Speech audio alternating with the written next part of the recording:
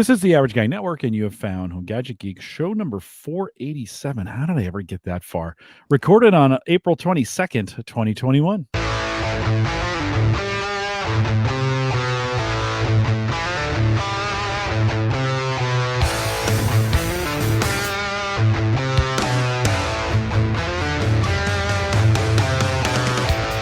Here on Home Gadget Geeks, we cover all the favorite tech gadgets that find their way into your home. News, reviews, product updates, and conversation, all for the average tech guy. I'm your host, Jim Collison, broadcasting live from the Average Guy TV studios here in a super chilly mic. Like, winter's back, right? I mean, I think we've had 3 mornings in a row that have been 30 or something like that. Or your plants, has anything, did you guys get suckered into planting early and then frost killed them all? We didn't, but my my in-laws who live just an hour and a half south of here in Nebraska as well, they had like a few inches of snow on the ground. I think it was 2 mornings ago. Mm-hmm. And I mean, obviously it was melted by the afternoon, but just crazy. And they're a farm family, so he's like, good thing we were a little delayed on the planting. I'm getting something planted. Yeah, it's early and it hasn't been bad. And we're still not out of it yet. We've had snow as late as May here in Nebraska. So this may be one of those years that kind of happens every 4, 5, 6 years that we have a long spring. I mean, it's beautiful right now, and I think we're going to have pretty great weather over the weekend. My grass is super thick. I swear to God, all the grass seed I put down last year sprouted this just spring. Now hit.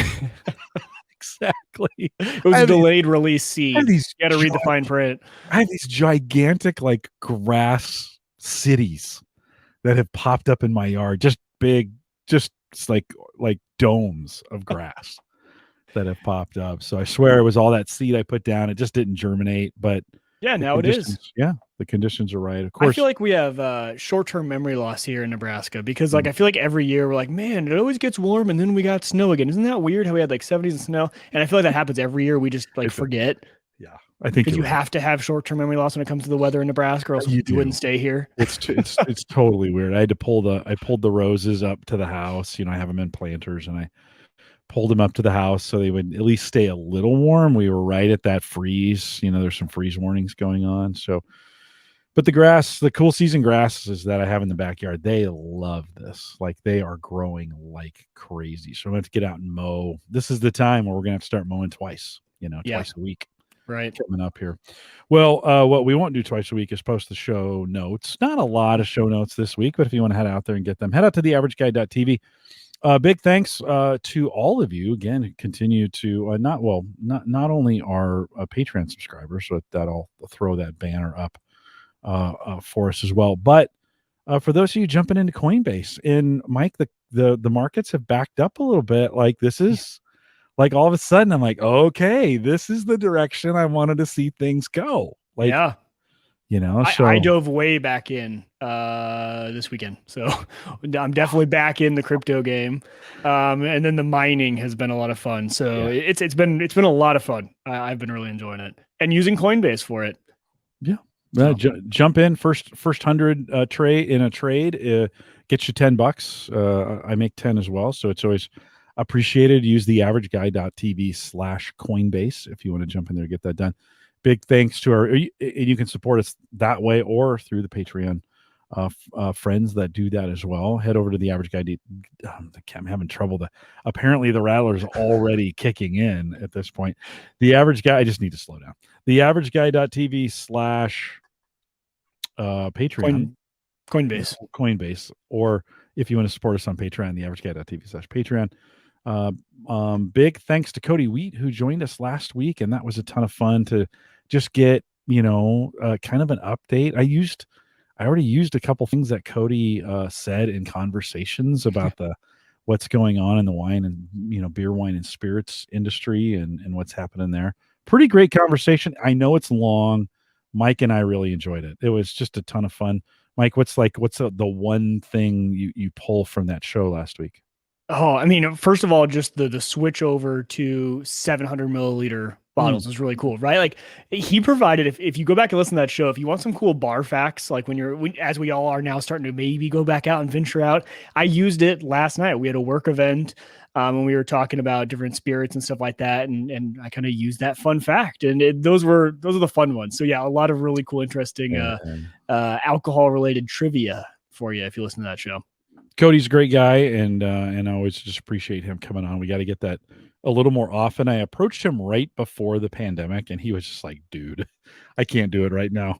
And then we just never got back to it. So Cody, thanks for coming on and schooling us around that. It's super cool. It made me this weekend just kind of look at the some of the liquor I have on the bar, and I did get a call. So Hy-Vee called us. We put our name on the list for Blanton's, which is kind of hard to get. We have a bottle. We didn't really like it. Like we didn't, we weren't over the moon for it. We didn't get it like, oh, this is the bourbon we've been waiting for. We were like, oh, okay, it's kind of okay. Well, they sent us a note again today. You got 48 hours. You get another bottle. You can come pick up another bottle from us. You have to put your name on a waiting list. It takes, I don't know, 6 months maybe. Oh, wow. Okay. Yeah, to get it. So they contacted me today, and I was like, do we? I texted Sarah. I'm like, do we really need another bottle of Blanton's? She's like, not really. And I'm like, yeah, but I don't know if I can just leave it there. Like it's so hard to get. So rare. Like, yeah. And I'm like, I tell you what, let me pick this one up. We'll put it in we'll put it in storage, and then we'll have it. And then I won't renew our waiting list for it. But it was just a good kind of after the show, a good time to go through some of kind of what's on the bar. What do we got? What's working? What's not? It's just kind of fun to kind of think through it and renew it. Sammy comes home Friday tomorrow. So like I'm going to have to really start exercising some control because we can't have this pandemic drinking going on again, Mike. Yeah. It just can't happen. I know. It just can't happen. I feel like Hannah and I always joke that, we're definitely not adults yet because adults, have a fully stocked like bar. Like for us, like there's not even like we don't keep bottles around to like make drinks when people come over. I don't know because we're still I don't know what kids. it is. Like no, you got kids. Yeah. You can't. Yeah, we can't, right? I don't know. But it would be so nice. We'd love to have like a stock, like like a cabinet for it where that happens, but no, we buy for the occasion, and usually it's used up in that occasion, and then that's it. Well, I have adult kids, and one of them is very into it, and so it's just kind of nice, to have that. Tim, my Marine, who's been living with us, he moved out and has his own apartment. He's been cold brewing coffee, so using a French press to cold brew, sits overnight, presses it down. It really makes like a condensed form, right? And then so he's come over Monday and Wednesday, and we have made cocktails with it. It basically makes like espresso, right?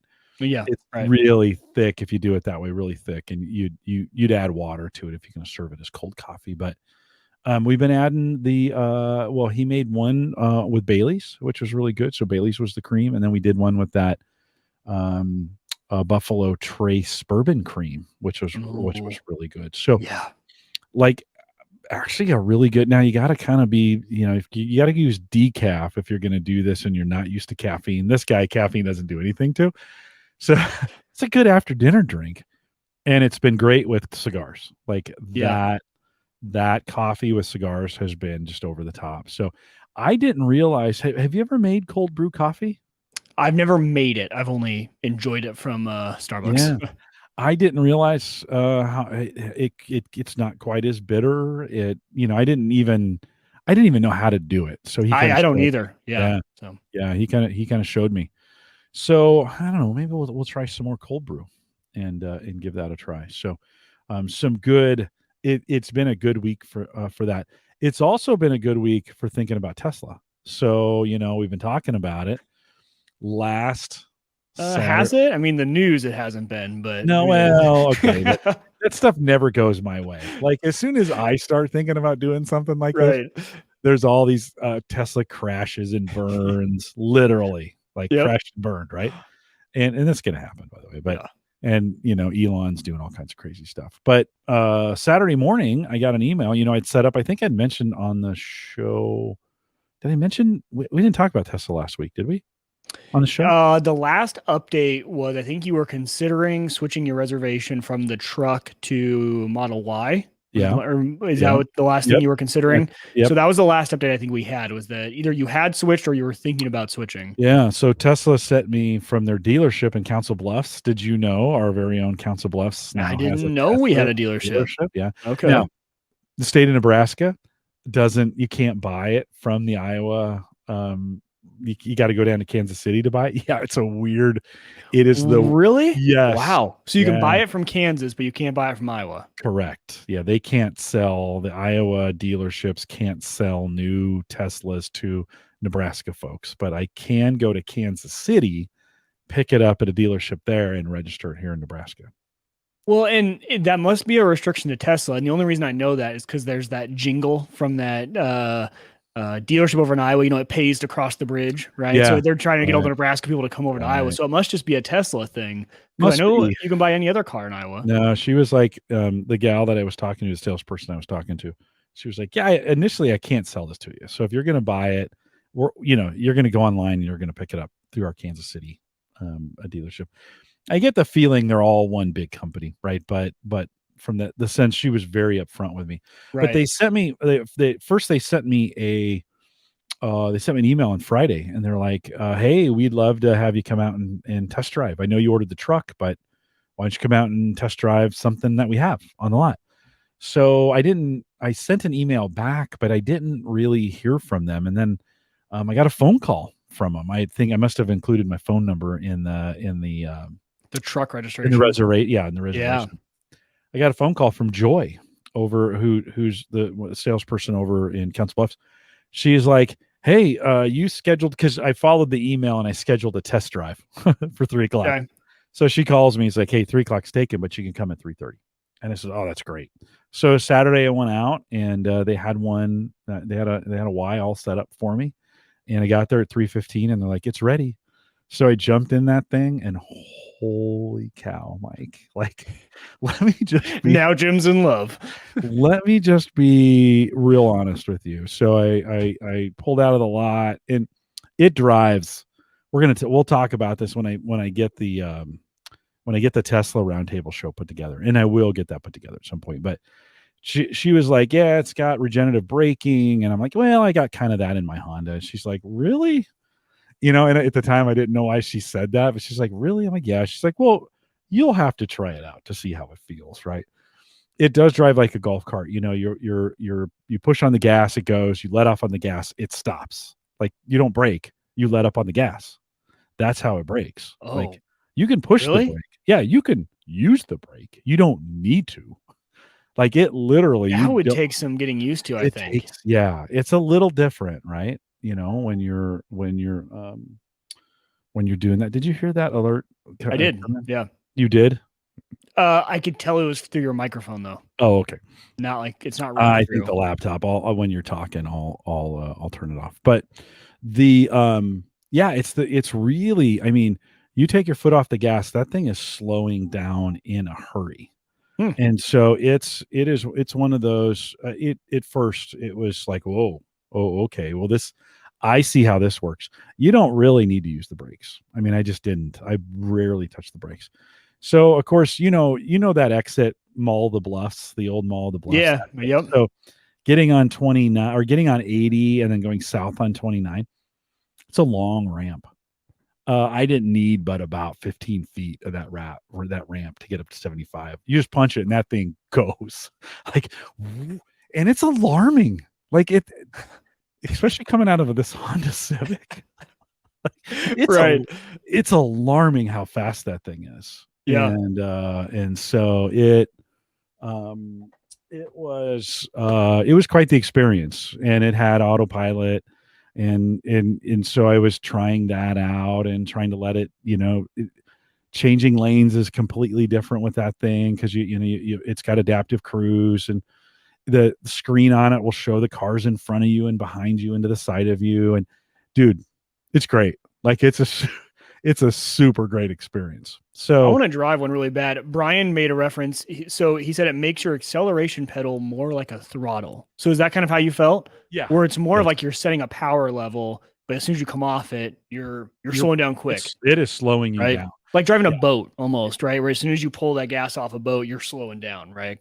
You're not Yeah. There's a Yeah. lot of resistance Right. as soon as you let off, those brakes, those adaptive brakes or the regenerative brakes kick in, and it really pulls you down. I mean, it's like you can feel it braking on that. So it was, yeah. Jim Shoemaker says like driving a go-kart with a centrifugal clutch. Yeah, and that's the other weird thing is it doesn't shift. You just like you're used to, Yeah. no shifting. And the newer cars don't really shift either. I mean, they do, but if you have a nice car, you don't really feel the thing shift. Right. To be honest, Exactly. this definitely doesn't shift. And so so I took it down to the Bellevue exit and then back, and then took a tour through Council Bluffs just to see how it handled on the road. It's pretty great. So she's wanting me to buy, tomorrow, and I'm like, no, I'm waiting for the incentives to kick in. But definitely, that's an easy, like, you could set up a test drive if you wanted, Mike. I'm just warning you. Oh, that'd be dangerous. I am just warning you. Like, as soon as you drive it, you're like, see, I think I'm enough. Like, I have enough desire for a truck. We just need a truck in our life. I would be okay, but I would also be like, ooh, Hannah, you should upgrade your car to this though. Like, I want a truck, and then you get the Tesla, and that would be ideal. Is the Model Y kind of the bigger one? Yep. Could you fit two kids in the back pretty comfortably? Oh, Still have some easy. storage room. Yes. Yeah, it's got a big trunk and a big front. So your front and your back are good. That you can actually buy that with a 3-seat configuration. Oh, you can. Oh, interesting. Yeah, it's another 10,000 or whatever. So okay. I love the big round numbers. Yeah. It's another 10 grand. You can have autopilot. It's 10 grand. Yeah. Where'd you come up with that? It's just 10 grand. Yeah. You can have red. It's $1,000. Why? Like, you got to paint the car, right? Is there somehow a run on red paint so that it's $2,000 more than white paint? Like, right. Why is white cheaper? I don't understand. It's $1,000. It's just $1,000. Like, no, at least the other cars like the sports package is like $1,297 or something like that. Nah, just $1,000.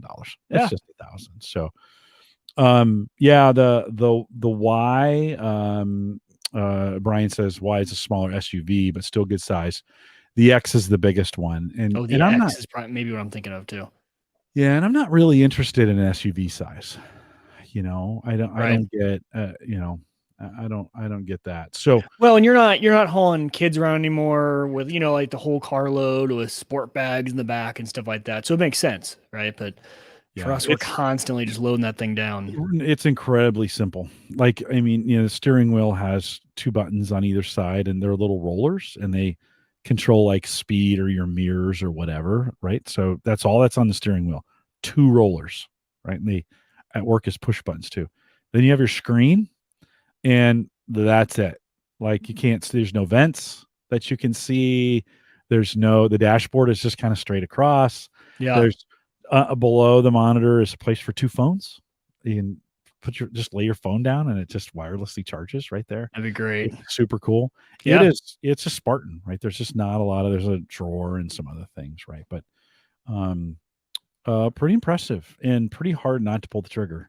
Yeah, I can imagine. Yeah, so are you thinking now instead of the truck, that's what you want to go with? We'll see. We'll see what the government here in the United States gives. If they do pull through with some kind of incentive, I'd probably pull the trigger sooner than later. Got it. To get that done.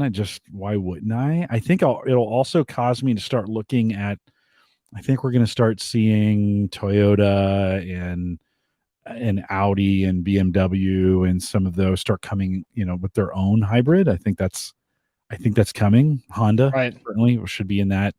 We should start seeing some of those come out. So I don't know, Mike. It's tough not to. I mean, talk me out of it. Why wouldn't I? Like, I have no good reason. I think it's a great idea. I definitely want to go test drive one now just to kind of feel that. Everything I've seen though, people love them. So I think it's a pretty good upgrade, I'd say. Brian says the X has those falcon wing doors too. Too bubbly shaped, in my opinion. I like the Y. I mean, it's got the glass roof, and Yeah. that is bizarre. Sit in it and look up, and you just the whole thing is it's not a moon roof, it's a sky roof, you know? So Right. they as I was talking to them, they were trying to sell me this thing, and I said, well, I can't, like, my wife's got to drive this thing for sure. And the guy was like, I think we could probably work this out that you could take it home. And I was like, really? Like, you're doing that? Yeah. He's They like, do it. They're doing take home test drives. mhm. Well, apparently Are they you were gonna do like, it? Yeah. yeah, For oh yeah, sure. heck yeah, yeah. I almost did it this weekend. She contacted me, and I was like, if she calls me back, I'm gonna see if I can go pick that up on like a Saturday night and then just drop it off Sunday morning, because it's Yeah. they're probably open a little bit later on Sundays. So, Oh, Sarah would love it, I'm sure. yo, yeah, I'm a little worried. She's I'm a right there, little, isn't she? yeah, she is. I'm a little worried that she's gonna get that thing and then she's gonna want it. Like, that's Oh the yeah, that's not gonna be your car, Jim. No yeah, way. yeah. Yeah, no. When I got yeah, yeah, yeah, you will. When I got the Honda and she had something else, she was always taking the new hey, can I borrow your car? Can I take your car? So we've got here's the great news. I don't have to do anything. Right. So I can kind of wait and see where these things go and how much do I want to put down on. It is 50, right? When we're out the door, it's 50. So Yeah. you gotta kind of go, okay, that's I don't know about you, but it's a little bit of a payment for me. Yeah. Yeah. So, Oh, you know, I'm Doge is gonna buy my next truck. So but it's down, right? that's my pain You plan. bought in, man. Crypto. Thank you. Thank you. Yeah. 'Cause I've been waiting for crypto to go down for the longest time. You're welcome. That's what happens. And Ken, did you buy some Doge? Oh yeah. Yeah. I like Doge. Doge is one of those it bucks the fundamentals, right? And it just goes after I like it because it's just so contrarian to crypto, right? It's a joke. So it's a fun one. I really, really like Doge. I think it's a lot of fun. I have no expectations. Can you But mine Doge? Is you there can, so it's actually merged in with Litecoin. okay. So when you mine Litecoin, it's the script algorithm for mining. So Yep. you can, not very profitable. It's Okay. really, it's kind of the ASIC driven stuff right now. There's a lot of ASICs Yep. for it. GPU So driven. Yep. yeah. So what I've been doing is, I just mine with NiceHash Quick Miner. And every time I have enough in the wallet of NiceHash, I send it over to Bittrex and I convert it over to Dogecoin. So I just take my Bitcoin that it's giving me in NiceHash, send it over, convert it. It's such a nice way too, when you're not putting in a ton of, when you're not having to put in cash all the time, when you have the mining money, Yeah. right? That's Yeah. $100 a month. Actually, it's a little more than that for me. I can't remember how much I'm making a month in mining, but like $130 a month, send that over. There's no fees to get it from cash into BTC. You can easily just send it over there. It's over there in a few seconds, run it through the market and whatever exchange you use, Binance, Bittrex. Yeah, the mining it's a kind of fun way to stay up on it. And then I threw in a little extra too on top just to really see if we could have some fun with this. Yeah, just to make it interesting. We don't talk a lot about Bittrex, but I think that would be my recommendation for the next exchange that you go into. So if you've joined us on Coinbase, they don't support all the coins. Some of the ones we did early, like Burst or Saya, they're not supported on Storj, or Storj as we called it. Yeah. Is now, but that just came on. And so if you're joining us in this crypto, this newest run or whatever on it, and you haven't opened a Bittrex, Bittrex, Bittrex, you might want to. Just might be a good idea to get in there. It's just another exchange that may be handy, because I don't think you can do Doge on. You can't, right? Not right now. Yeah, Right. that's why I had to Right. go over to Bittrex. Yeah. And I really suggest, if you are wanting to get into Doge, and you might have already done this, and it's not saying you need to get out of it and change, but if you haven't got into something that you can't buy on Coinbase, don't use Robinhood. It's just Robinhood is not intended for crypto. Yes, you can buy crypto, but as far as like actually controlling your assets, easily sending and receiving those assets to different exchanges, the pricing, you don't have much control on pricing. You don't have much control on the commission. So I would avoid using something like Robinhood or Webull or any of those primarily stock apps that have added in crypto. I would really go Coinbase, use Coinbase Pro if it's an asset that's traded there. And there's actually a lot now. But for something like Doge, I went Coinbase to something like Bittrex. I say Binance is pretty good too. Yeah. I have both of those. Bittrex is a little bit smaller, I think. It's not very talked about, but it's a great exchange. It's the one I've always used. So yeah, you do something like that. Get your fiat in at Coinbase, send it over to an exchange, and then get it. Then you have full control. Do you have a Binance account? I thought they eliminated their US operations. They have Binance US now. Okay. Yeah. Good. Yeah. Okay. I should caveat that I went through the whole conversion process when they did that. I have not actually placed a trade there because I use Bittrex. So I think it still works. I'm pretty 99% sure. Yeah, Bittrex is a good one. Again, I think that's if you need a second exchange, that's where I keep that's where I keep my Burst and Saya stuff. And so good opportunities. Like I said, you never know. This is still where this is weird with crypto where some markets you can and you can't trade, or it may make more sense to trade on one exchange than the other. And so just good to get that done in advance. You don't want to be doing a last minute trying to set up an account, type deal to get it done.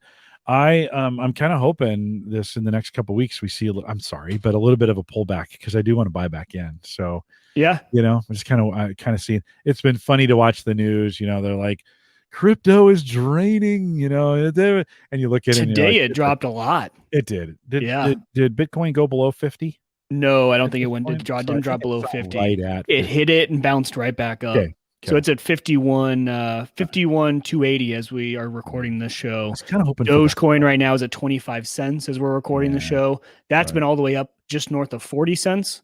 Last week, it's been kind of hovering there, coming back down a little bit. And I'm fine with these pullbacks again, because I use them as time to buy in. I did more today, right? Because it dipped and, I kind of get in. So I'm in at all different levels.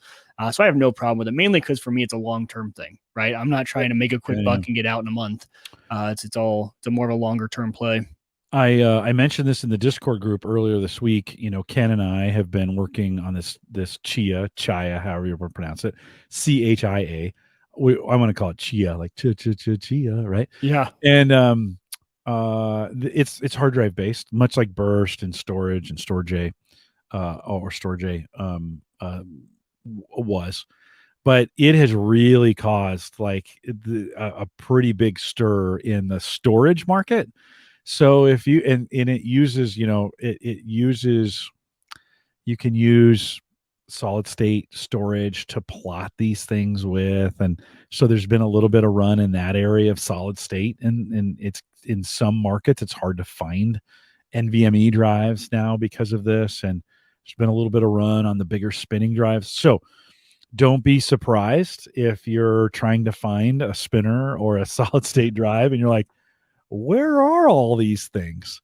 Great. So it's just like the GPU market and everything's just like it. Yeah. Just like it. So if you're thinking of, I would say if you're thinking of upgrading your storage, now would be the time to do it, I think, because I think it's going to get really stupid in that area, or it has high propensity to get stupid, and just get out ahead of that. So if you're thinking, I don't know if I'd wait too much longer to get a new drive, if that's what you were thinking to do. Mike, I think I'm good. I got about 80 terabytes of storage.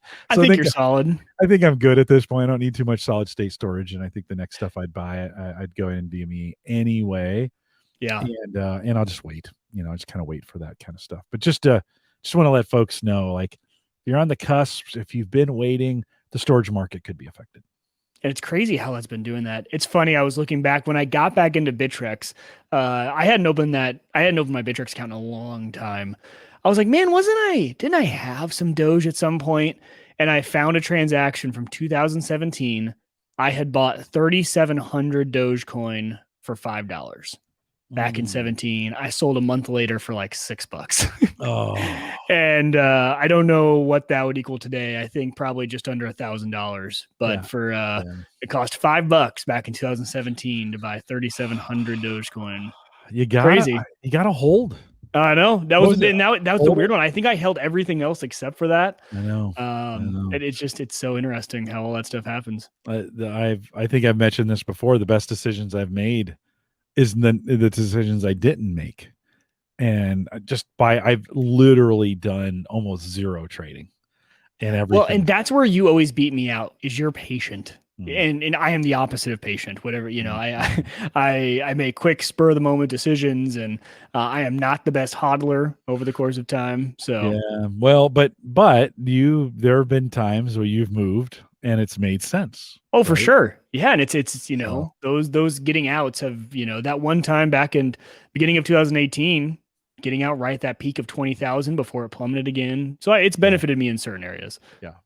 If you decide to try to follow us on this Chia experiment, if you want to look it up, chia.net, chia.net, don't do it.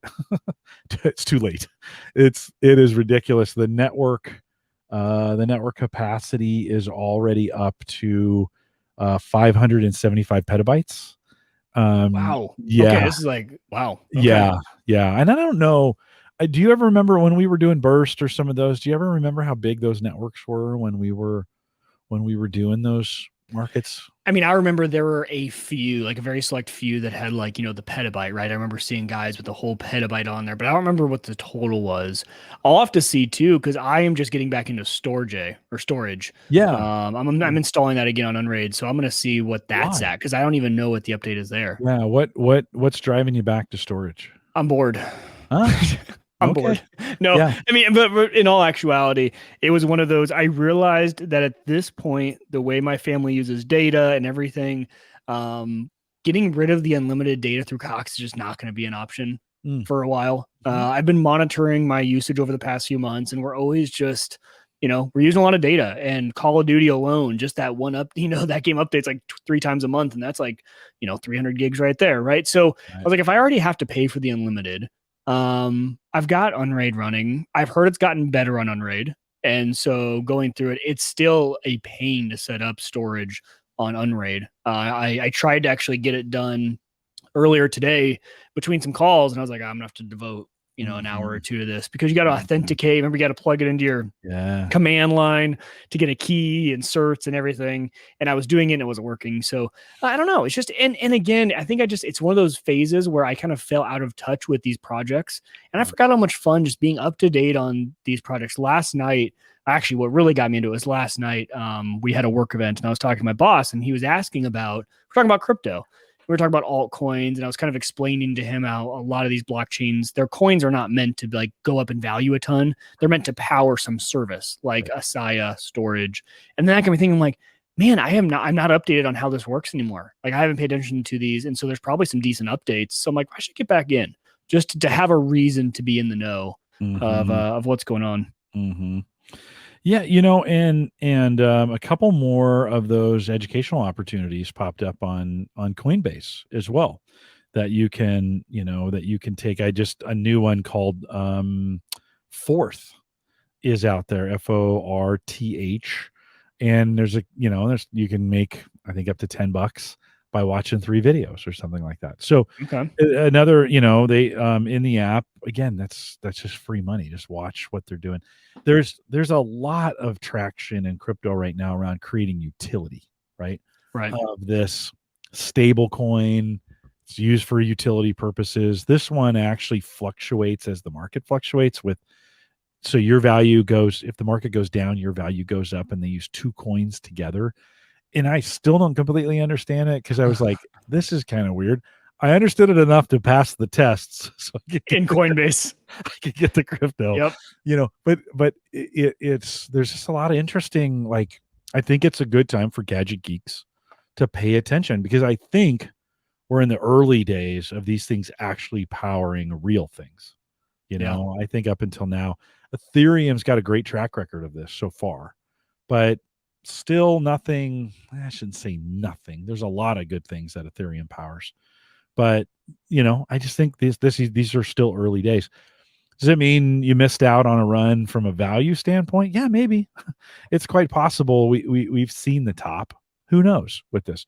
Does this mean you can't take advantage of some of these and knowing some of these things that are going to power other things, I think there's some great opportunities.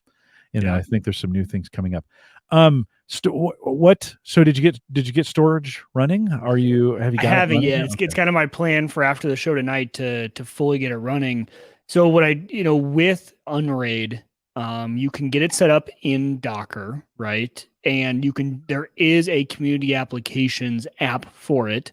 But there are a few things that are unique with storage. When you storage, the way the Docker works, you cannot use V tags in terms of assigning your storage. You know how normally in Docker on Unraid you say, okay, here's where the storage is in a share, and you're going to mount that and map it to an internal mapping in the app. It's usually how it works. Well, you have to actually use mount tags. So you have to use an extra parameter thing. And then I always forget about the authentication that Storj uses. And I still don't understand really what I'm doing. I'm copying pasting from their website the code into your command shell, which probably is not a good idea just to copy and paste. But they're trusted. But you have to authenticate a certain way, and then you do that on your powerful computer, and then I move that over to Storj, and now it's like that's not authenticated on that machine. So there's a lot of I forget how Storj is not as easy as Saya, right? Saya was really easy to get up and It running. was. Storj, I think, is a little more sophisticated and probably the better way to do things, but it's a lot more complicated to get set up. But I'm going to devote 8 terabytes to it. Just let it do its thing. Again, it's a reason to kind of stay up to date on it and see how it's all going these days. It spiked when it moved over to Coinbase and went to almost $3, and I think it's trading just under $2 right now. And I was like, oh, hey, I've got some now. It's locked up in my Ether wallet, and I need to actually get it out. I've got to put some Ethereum in there for gas, so I can actually move it, right? Kind of deal. And Yep. this is where the whole thing, people are like, so why are you doing this? Yeah. Why are you putting, to be totally honest, I might scrap the whole project tonight because I was just getting so frustrated with it that I'm still going to try, but moving it over to Unraid, it's not as easy as getting it set up on a Windows machine, which is how I ran it before. Super easy if you're just doing it on a Windows box. Yeah. Trying to get it is a little more complicated. Well, it is, like you said, it's a good way to stay involved, and it's fun to set up and tear down. And I think it's good to stay close to it. With the market, we didn't talk about it for a long time. We stopped talking about it here. We've talked about it a bunch on the program. And I think we still will continue as it's an interesting time for it to be there. If you do have any questions on it or you want to chat about it, you can always send me an email. We'll talk about it with you if you want to do that as well. Mike, I moved away. I had mentioned a couple months ago that I had taken the free trial of YouTube Premium. Yeah. And because I hate ads on YouTube. And listen, in the 3 months I've been gone, so it ran out, and I went back to, as my daughter would say, living among the peasants. Yeah. Right. Or maybe my son would say that. Oh, you're living among the peasants. So I came back to YouTube. It is, the ads are out of control. They're like 2 at a time. They're like every 2 minutes. I mean, it's brutal. They so want to push you to premium, right? Yeah. That it's just brutal. I don't know. Yeah. Like I'm so much so I got Brave up and running again so that I could just watch YouTube videos on Brave. And I feel bad for the content creators in some way because I'm sure that affects their revenue. Well, I'm one guy, so it's not like it's that many people. I don't know. What do you think? Do you think by blocking those ads on YouTube, or it's causing a major headache to content creators? Yeah, I think so. Yeah, I'm not a big fan of that. Guilty. Well, I mean, it is what it is, right? Like I'm not a big fan, only because I just know that is their revenue stream, right? Now, smart YouTubers are using other means to monetize, but it's still, it's a big chunk. I'm glad you had the same experience as me though, because my YouTube Premium ran out, my trial, and I lasted all of 2 minutes before I resubscribed to that. It is the best money I spend. Really you don't is. realize how much time you spend on YouTube until you have to watch the ads again. Oh, and you're like, because Premium is just so fantastic. You just crank through videos. You can jump around without having to worry about, oh man, if I switch video and I have another ad I got to watch. It's fantastic. And I think it does provide a little bit more revenue to creators too, which is great, than ads would. So, because I noticed on my creator account, I see it splits it out, your ad revenue. Oh, I And should so look. you can see I haven't looked. from, advertisements, or if it's from YouTube premium. I don't get a ton on my YouTube channel. It's so funny. My stuff's all old stuff. Yeah. I made a few videos the last year, but it's still enough to generate. I mean, I think I make like $75 a month in YouTube ad revenue. And so it's just crazy to me that can still generate that. And I think the last video I made was in January. I made one in December and one like last June. And then just a bunch of old content that just the tutorials are kind of evergreen. But yeah, it does now break it out where you can see if you're getting revenue from users with YouTube Premium. Well, you're still not going to guilt me into it. I'm gonna I'm struggling a little bit with it. Like I said, I put an ad blocker in, and that doesn't stop all the ads. Yeah. Like one I was using, like the pre-rolls were still making their way in there, and I was like, oh, it's been interesting to watch all the way YouTube tries to circumvent the ad blockers as well, right? I'm sure they're doing some things to defeat them from that standpoint. So I don't know, Mike. I go back and forth between, I forgot to cancel it, so I paid an extra month. What, $14.99? What, $12.99? What's the subscription? I should know, but I don't. I'm just like, buy it. What best money I'll spend? I would probably. Yeah. I was thinking about it this way, Jim. I was like, if I'm gonna cancel anything, I'm gonna cancel like Netflix before I cancel YouTube Premium. Yeah. Because we rarely watch Netflix anymore. I'm on YouTube all day. It's just like it's where I go for everything. Right? I do that too, but Sarah watches everything except YouTube. So she watches all. I'm the same way. Yep. She watches all the premiums, and then I'm the YouTube guy. Yep. I will say real quick, we've talked about cars, and we've talked about content platforms. So I've got to make one recommendation. Yeah. This came from a buddy yesterday at work, and he's like, "Have you seen the show on Netflix around Formula One racing?" And I was like, "No." He's like, "Do you know anything about Formula One racing?" I'm like, "I know zero." I said, "But I love like motorsports. I think it's really cool." He's like, "Watch it." Last night I stayed up way too late, and I am deep into the F1 thing now. Like so there's a show on Netflix. I can't remember exactly what it's called, but just search F1 racing, Formula One racing. It kind of gives you, if you don't know anything about it like me, it's fascinating how much money is in this, the politics of it. But it follows through the seasons. I think it starts back in 2018. Really good show. If you're at all interested in that, or even if you're not. My wife was I could see her like half eye open, pretending to be asleep. I think she found it interesting too.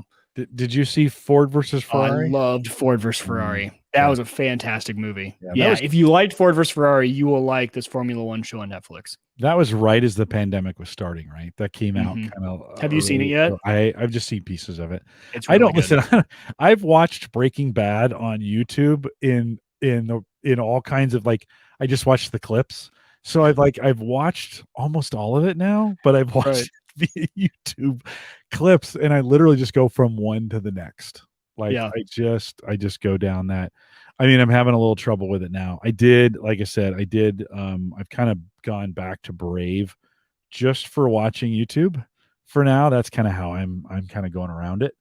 We'll have to see what happens. Maybe I'll just pay for it. I probably won't, but maybe I will. Just do that as well. Mike, we alluded to it last week. You had a driver pull up, check your doors on your cars. They got a hold of some things. You're good. You're safe.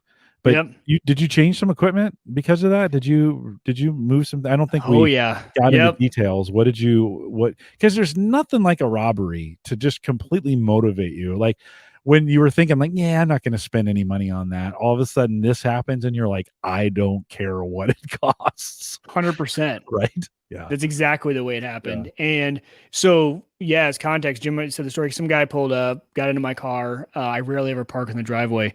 I got super lucky. He parked literally perfectly in front of one of my security cameras. So I got the license plate.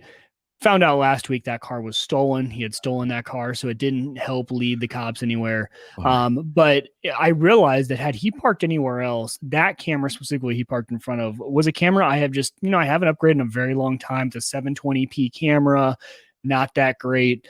And so I was like, I might as well use this time to upgrade. And I had really good success. The camera that's on my front door that covers my front yard is an Aimcrest camera that I just love. Works really well with both Sighthound and Blue Iris. It's more of a turret style camera because of where it's positioned. The turret works best. It's really high up on an eave. And for these two locations, though, by my garage, I wanted more of a bullet style camera. Thought that would work best. And I actually have two cameras from each angle on each corner of my garage. And one was a Rio Link that I have had nothing but trouble with. Rio Link has not been my favorite, especially if you're using it in conjunction with something like Blue Iris or Sighthound. So just has not worked well for me. So I was like, well, if I'm going to replace the 720 camera, I'll replace the Rio Link too.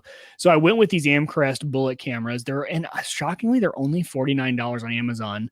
Now, I think a 1440p or a little bit higher than that. I don't know the exact resolution. I think it's a 5 or 8 megapixel camera. I'll have to look. But anyway, so upgraded those. Only downside of those cameras is, unlike the turret style from Amcrest, the bullet style do not have a built-in microphone. So I can't hear, which actually I didn't even think about. I was just thinking Amcrest, they have microphones built in. Didn't realize it until after, but hey, I'm fine. I don't need to hear out there. So I got those installed. Well, after running all that, so moved everything around, got two new nice cameras up front to replace two older ones, utilized the older cameras other places in the house just because I had them, right? Might as well.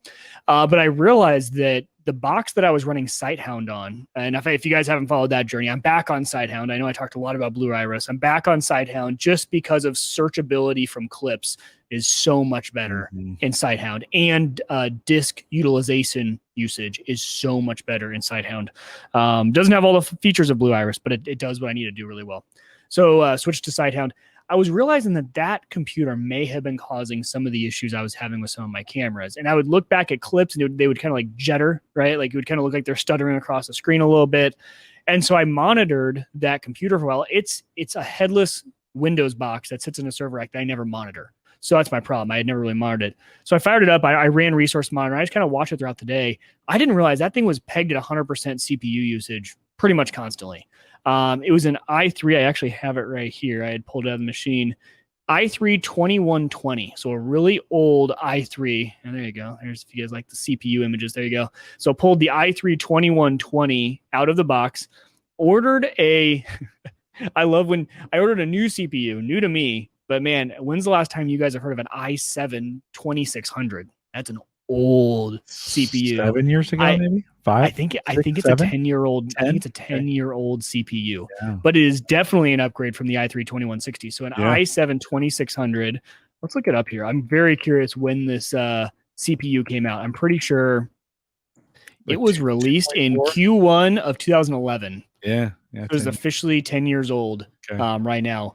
But a massive upgrade for this box. And I didn't want to pay a lot to upgrade the box, but I ended up paying $80 on eBay for that thing. And that was cheap. People are still selling these CPUs for in the hundreds. Yeah. And I think it's because a lot of people are in situations like me. I have this old Optiplex box. I've told you guys I love the Optiplex boxes. They're cheap on eBay for stuff like this.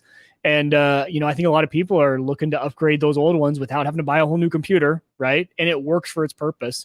And it has solved every single issue. This PC now sits at, when I have it pulled up, because I did move it over under this desk so I can view them all during the day.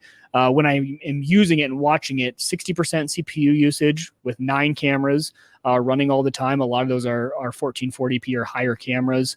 And when I'm not monitoring it, when the screen's off and I close the app and it's just running in the background, it's only using about 40%. And the clips are buttery smooth now. The monitoring's great. The alerts are more active. So I didn't realize I had just been really underpowering my box. The reason for that is that's not usually an issue for people if you're using modern hardware, because hardware acceleration is a thing now. I just don't have a GPU, and the built-in graphics on this Intel chip are too old. I think you need to have 6000 series or above, really 6th gen or above Intel thing for it to use hardware acceleration. So not an issue that most people run into because they're on modern hardware and they use hardware acceleration. But when you're strictly just using the CPU for it, it's easy to max out those old chips. Mm-hmm. Did you consider putting lights? Do you have security lights out there that come on if So I have three. It's lit. It's as lit up as it needs to be because I have a street lamp right outside my driveway, and then my lights. I have three lights underneath my garage that through Home Assistant they just turn on and off with sunrise and sunset. So those lights are always on. So no, I haven't put a motion camera there.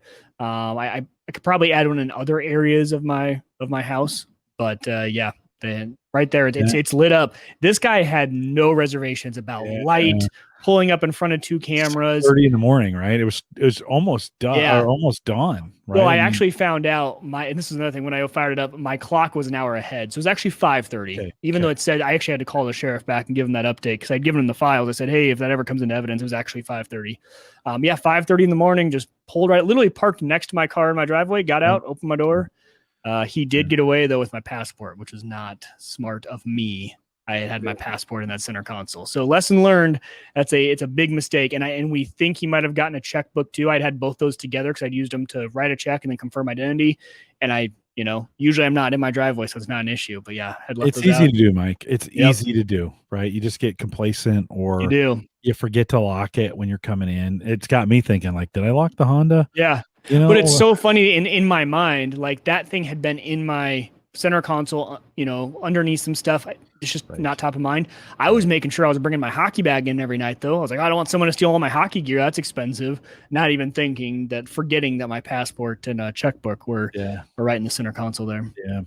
I have, we put a security light, after that happened to us, I put the ring cams up in full view.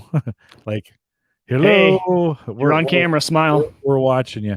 And then that security light, that's just bright. I mean, I also have a street light right in front of my driveway, but it's still pretty dark out there. And so, that security light comes on, just let them know, hey, you're probably on the camera at this point. So now in this case, this guy didn't care. Like you're only trying to decrease the to have them go somewhere else as opposed to, I mean, he had a stolen car. It was 5:30 in the morning. Yeah. I mean, the first two D's of home defense, if you're kind of a home defense person, are deter and detect, right? Number one's deter. Make sure your home is the one that when they look at, they're like, I'm going to go to the next house. Like just as long as you're not the easiest target, right? So deter, next step is detect, right? Detect when that is something like that is happening. So those two D's are really what I'm trying to do with the lights, the cameras. You're trying to deter them. Number one, just like you were talking about, your security signs in the front yard, having a dog, all those things, and then being able to detect it are the cameras and actually pick it up and do something useful with it. Yeah. I was out for a walk today and one of the neighbor's dogs bolted for me, and the lady just went into sheer panic. Like she's like, and I am super comfortable with dogs. You're great with dogs. Yeah. Even dogs on the attack, I am pretty comfortable. Really? Yeah. Okay. Yeah. I mean, you got to know kind of how to get them. You can kind of grab them in a way they're not going to bite you. You might take a little bit on it, but I had dogs growing up, and so I'm super comfortable. Anyways, so the dog comes bolting for me, and I just kind of stoop down and give it this big smile, and it literally just puts on the brakes right up to me, licks my hand, and then just wanted to be petted, just wanted some pets. Oh, he's a nice guy. It was I was like, oh, I'm gonna get pets here. Oh, okay. Oh, okay. I'll just rub up against your leg. It was kind of fun, but the owner was just in sheer panic that this dog was going to attack me. So it was, it was one of those moments. We have a lot of dogs in our neighborhood. I'm sure you guys do as well. We do, yeah. Probably even more during the pandemic, but it's just, Mike, it's just a good reminder just to kind of continue to, when that happened to us, all these things go through your mind. Then you start justifying those expenses that you probably could have justified earlier. I'm kind of debating, do I put a camera in the backyard? That's kind of where I've talked about that. We've talked about that before. I want that drone that if it senses movement, it goes up into the air and starts recording whatever's going on around. Or an attack lawnmower. That'd be cool too. Like that would be cool. I love the attack lawnmower. That would be super cool. A lot of liability, but man, would that be functional. mow lawns by day, mow down burglars by night. Yeah. So I've thought about, do I put a camera on the shed? I have a shed all the way to the back of the property, and it kind of, well, a camera on that thing would be kind of nice. Then I kind of think, well, I'm going to power that thing. Well, I guess I could get a solar panel, to power that thing. Oh, and then I got to think about, I got to get Wi-Fi out there, so you just, but that'd be a perfect spot to have a It would be, camera, yeah. Okay, I'm buying one. Mike, anything else, tech wise, anything else you're working on, or thinking about? It's really been the crypto side of things. So beyond Storj, I had looked at getting back into Sia. I was trying to decide between Sia and Storj, which one I wanted to do. But other tech projects really has just been overall, networking. Right when I was running those cameras, it was I need a new Ethernet cord running here because those two cameras were powered different. One was PoE, one was 24 volt with the power cable, things like that. So it's just been kind of rethinking through all of those things. But Hannah did not like, when we were talking about putting up cameras, I also found a sign, and it was just it was a picture of a gun, and it said, "We don't call 911." But the wife put a hard stop at that. Yeah. I joked with her. I had told her I had bought it. She goes, "You are not putting that in. We are not becoming those people." I was like, "It's a joke. It's a joke." I was joking. But no, just doing all the security upgrades I can. And there's some interesting ones, it really got me thinking of, you have those things around the house, like my Simply Safe security system. When's the last time you checked your batteries on all that stuff? Yeah. Right. So I went around checking all the batteries and found out, my glass break sensor had been disconnected from Simply Safe for a while because it had given me the alert, and I had probably just missed it at some point that the battery had run out. And so I was like, oh yeah, okay, go out, buy a bunch of those little, what are the 2130 or whatever those batteries are, and those little dime batteries, and then replace all of those. No, it's just been all the maintenance stuff that you need to do. You got to do it. You got to do it. I got some Philips Hue lights that are out. I'm getting the signal on my Wi-Fi, and they're not working, and they have been working for 3 weeks, and I'm like, all right, I guess I need to work reconnecting that thing.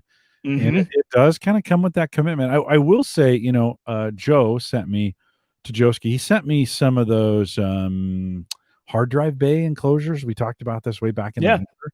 And man, those things have just been solid. Like that has been there. Put those drives in, got that thing running. That machine I kind of stopped because it's what's running Chia, Mm-hmm. I don't even think about it. The thing just runs. Like I don't do anything with it. It literally, I love systems like that. Yeah, it hasn't gone down. I'm able to kind of predict the updates on some of those kinds of things. So it's fairly quiet, relatively quiet. So it's been fun. I was doing all that plotting back in the winter, all that plotting and moving hard drives around, and I had stuff all over the place, and I cleaned it all up, put it away, and it's just been running. And yeah, it's kind of boring, but it also is. It's amazing how stable your stuff is when you don't screw with it. And then I screw with it, right? Because I get bored. I'm like, why, man, this everything's just been working way too well.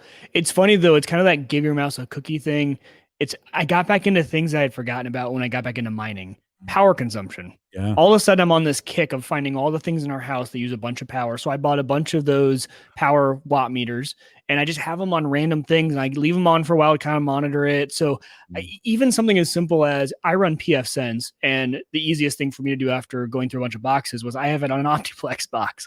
I'm like, that cannot be very power efficient. And sure enough, it's pulling 29 watts consistently. And for a router, that's a lot of power to be spending on routers.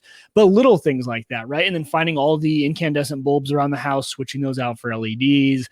That's been a fun little side project is power monitoring stuff. And Hannah doesn't like it because I told her the other day, I'm like, do you know how much that space heater eats electricity? Yeah. And now she goes, why do you have to say that? Because now every time I'm feeling cold, I want to warm my feet up. Now I feel self-conscious about how long I'm running the space heater. I'm like, that's not the intent. But I was surprised how much power those heaters and those things pull. When I'm out in the shed, I kind of turn the shed into the candle shop, right out there, and during the winter. And when I'm out there, I've got a little tube space heater, And I just know, and it's great because it creates positive air pressure in there and pushes the smoke from the candles out, right? Which Yeah. is super great. But I know it's not very efficient, and so I just know, and I turn that thing on, and I know that the electrical meter is just spinning, So fortunately, it's just an hour a week, for the most part. So it's not like I'm running it all the time. But yeah, you kind of start thinking about those kinds of things. We are coming into spring and summer, and we're going to start here, at least here in Nebraska. Electricity. This is go time for electricity, right? What a great time for me to start mining again. Well, I know. Yeah, you really needed to do it over the winter to kind of keep the house warm, right? Yeah. From that standpoint. Yeah, that small space heater that we have, it's actually not that small. It's kind of a taller one that spins, but it was 1,200 to 1,300 watts consistently. Oh yeah, they're horrible. Yeah, they're horrible. Yeah, they're just terrible. now I'm like wondering if I should be toasting my bread. I'm like, that's got to be pulling a lot of power. I don't know if that's worth a just penny. put it in the window. Yeah. No, I'm gonna create a toaster with my GPUs for mining and just there we go. There you go. Right. Yeah, store that. I will mention, if you haven't mined in the last few months, very interesting. Nice Hash has a new efficiency setting. Remember how we used to have to play around with all that efficiency, MSI afterburner, overclock, underclocking? Right. One click. This thing uses almost no power and has the same exact hashing power. I'm amazed with the GPU. The power consumption is so much lower than it used to be. Wow. And the fact that it's one click, they've really got that ironed out and figured out. And I was just shocked. I was like, it can't be that easy. Back in the day, this was really difficult to do. Yeah. Sure enough, it knows exactly how to undervolt it, overclock the memory, and really changes it. I think when this thing would normally pull around 200 some odd watts, right now when it's mining, it's using about 80 to 90. So I mean, just cut it more than half. Nice. Yeah, I should. No, those 3 gig cards are terrible. That's one of the things I wish I'd bought the 6 gig cards back in the day and not gone cheap. It worked. But those only mine the 3 gig cards just break even, and you're kind of like, I don't know if I want to create a bunch of heat down here. Yeah, I put my 6 gig card in Unraid, and I did get that running. For those of you, I know a few of you had questions on if I ever did get it running to where it will transcode for the Plex Docker and run with the T-Rex miner. Just to let you guys know, it does work now. So you can use one GPU and it'll mine, and then the mining will just come down a little bit whenever Plex tries to use it for transcoding. So. I will say this: welcome Randy Walker to their Discord group. Randy jumped in there, made a big splash, and started talking. So Randy, if you're a podcast listener, and I think you'd have to be to get in there, welcome to Discord. If you want to join us in the Discord group, theaverageguy.tv/Discord, it's fun. It's not overwhelming. Like that's the great thing about our Discord group is it's just not overwhelming. You can be gone for a while and come back if you want to, and it's super great. A couple reminders on our way out. One, if you want to support us here financially, head out to theaverageguy.tv/support. You can do theaverageguy.tv/Patreon. I think get you to the same spot. If you want to leave us a message, we'd love your voicemails. Send those to us. Go to homegadgetgeeks.com, bottom right-hand corner. Just hit that. You got 30 seconds to leave us a Baba Booey or whatever you'd like on the voicemail. We'd love to hear from you. If you want to contact me via email, send me an email, jim@theaverageguy.tv. I always love when I get emails because I don't get 10,000 spam messages every day. Jeez, email's out of control. It is just awful. But you can send me an email, jim@theaverageguy.tv. I don't get too much spam there and love your email. You can track me down on Twitter at Collison. He is at Wieger Tech, and we'd love to hear from you there as well. Just a reminder, theaverageguy.tv, both web and media hosting powered by Maple Grove Partners. Get secure, reliable, high-speed hosting from people that you know and you trust. Of course, that's Christian. Plans start as little as $10 a month, and it's pretty great hosting. Check it out. Maple Grove Partners, all one word, maplegrovepartners.com. While you're at it, join us on Coinbase. theaverageguy.tv/Coinbase. And we'd love to have you come out there. Many of you have, and appreciate you guys. And maybe this is Mike. Maybe this is the segment we should have is some crypto tips from listeners, right? Yeah. Call in, go to homegadgetgeeks.com, leave your crypto tips. 30 seconds. Give us your crypto tips. We'll play them here on the show. We do have Mark Robson coming up in a week or two. I think it's in 2 weeks. And we're going full barbecue. And Mike, I still got my eyes set Like I'm going back and forth on a pellet smoker. Mark wants me to buy the Weber. He's like, Jim, just get a Weber and be done with it, right? Yeah. But man, when I was in Texas and my sister-in-law had a Pit Boss and my brother-in-law had a Traeger, and they were just, I wanted one. I want one bad. Yeah. I think it totally depends on how you use it, because I'm in the same boat. I really want an offset real smoker, right? Loading that thing up with wood, getting the fire going. And then my wife constantly reminds me, she's like, think about all the times that you're putting on the meat on the smoker. You would never use it because you'd have to go start a fire, do all that stuff. She goes, you're constantly being like, oh, after work, I have a little bit of time. Yeah, I could start up the grill, and the pellet just makes it so easy. Yeah. I think if I had more time, I would maybe start to consider that. It just depends on how you use it. Well, I don't think there's a right or wrong choice, right? No. The art of it is definitely the Weber, right? There's no art to pellet smoker in terms of controlling your temps and all that stuff, right? And I don't want control anymore. Listen, I've known I don't have any control. So I just wanted to do it for me. When I was at Hy-Vee picking up they were running bacon wrapped sirloins on sale. So I went out last night and picked some up. I saw some pork ribs, and they were $2.99 a pound. And I was like, oh, I could be smoking these right now. Mm-hmm. And so anyways, I gotta get it figured out. I got that itch. You know how it is. I'm not going to stop thinking about it until I actually do something about it. Joe says, babysitting the offset is beer time. I like that. I like the thought there. Yeah, no, right on. We are live every Thursday, 8 p.m. Central, 9 Eastern, out here at the averageguy.tv live. And appreciate you guys listening and just being a part of, I think, what's one of the best communities in the whole world. And so appreciate you guys and all that you do to be a part of it. For those, Brian and Joe and Jim, and I saw Ken out there a little bit earlier here on the live show. Thanks for coming out live. And, and Alex was out there, Brian. Thanks for giving us, we're 10 plus years on this thing. And it's kind of crazy. I tell people about this all the time. Like, yeah, I've been doing this podcast for 10 years. You're crazy. So usually what they say, like, no, we got some great listeners. We'll see you back next Thursday. With that, we'll say goodbye.